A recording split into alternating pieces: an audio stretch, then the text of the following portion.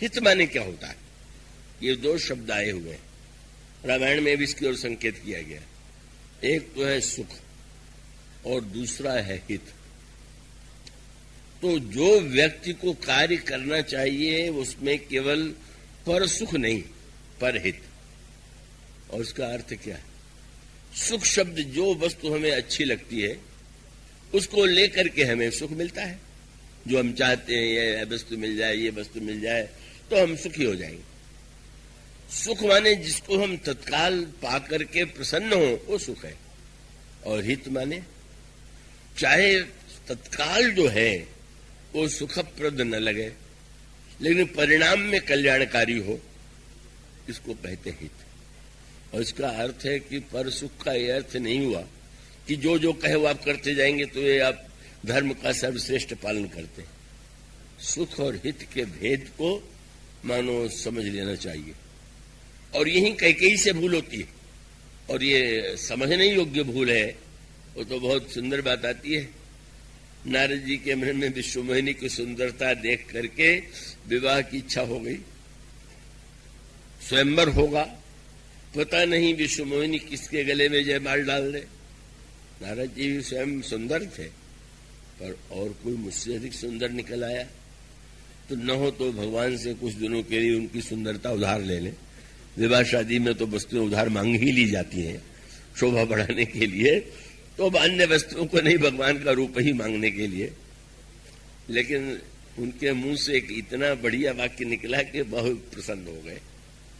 पर जब सोच रहे थे तो भगवान राम उनके सामने आ गए और तब उनके मुंह से एक वाक्य निकला।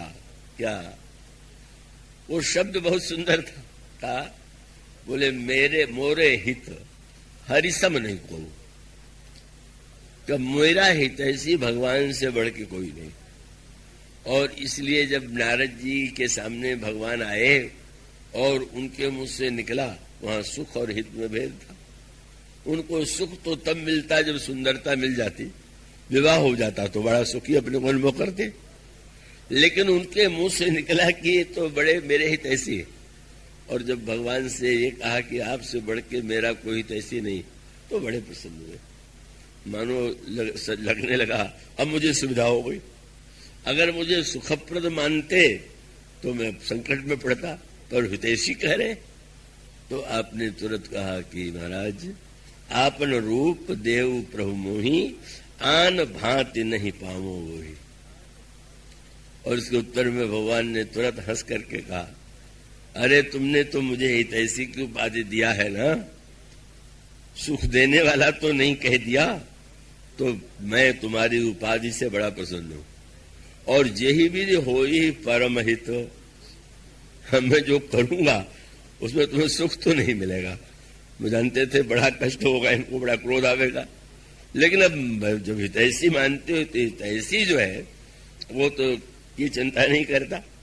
तो यही विधि हो ही परम हित, नारद सुनहु तुम्हारा सोई कछु, सोई में करो न आन कछु, वचन न मृषा हमार।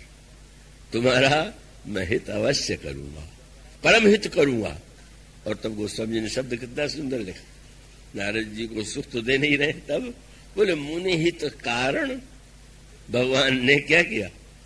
भगवान ने यह सोचा कि मुनि हित कारण कृपा निधाना, दीन कुरूप न जाय बखाना।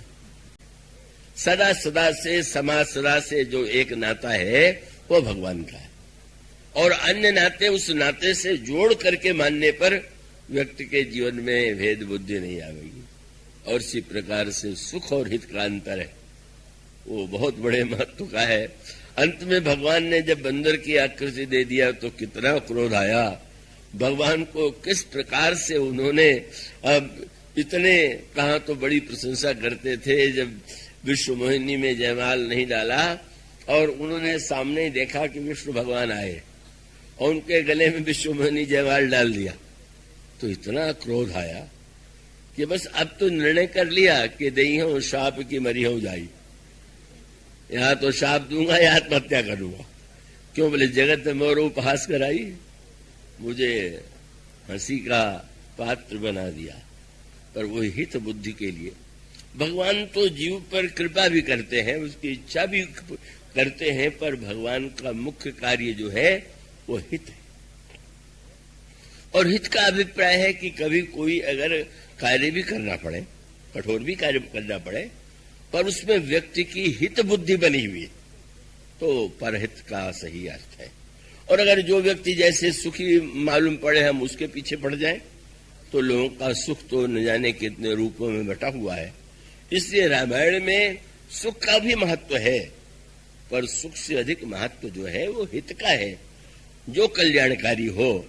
और जब पर और हित दोनों शब्द समझ लीजिए तो परहित सरिस धर्म नहीं भाई। बोलिए श्याम।